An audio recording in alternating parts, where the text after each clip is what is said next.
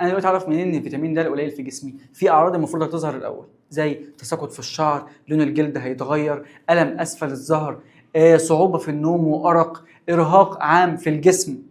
متفقين على كده؟ رحت انا شكيت ان في نقص في فيتامين د، رحت عملت التحليل بتاعي. المفروض النتيجه الطبيعيه تطلع كام؟ المفروض نتيجه فيتامين د تبقى من 30 ل 100.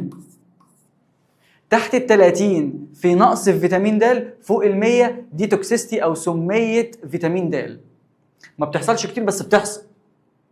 خلي بالك من الكلام، ما بتحصلش كتير بس بتحصل. ففيتامين د ما ينفعش يتاخد بجرعات زياده عن اللزوم، واقل من 30 كده في نقص في فيتامين د، فالمفروض فيتامين د يعلى شويه. طيب الجرعات بتاعته المفروض تبقى كام؟ بص يا سيدي، عشان الموضوع ده عليه دوشه كتير قوي.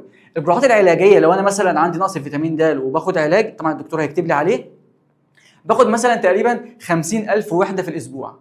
هي بتبقى قرص واحد بيتاخد مره في الاسبوع، بيبقى هو فيه 50,000 وحده من فيتامين د مره في الاسبوع، او بما يعادل 10,000 وحده في اليوم على مدار، بس كل يوم على مدار الاسبوع. طيب ده بالنسبه لو انا بتعالج. طيب لو انا على حسب برضو على حسب شده الحاله، طب لو انا بقى ما عنديش نقص فيتامين د ولكن عايز اخد جرعات وقائيه، اقل حاجه بالنسبه للاطفال 400 وحده دوليه.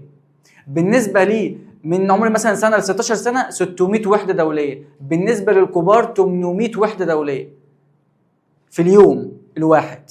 طيب اقصى حاجه بقى انا اقدر اخدها تبقى كام؟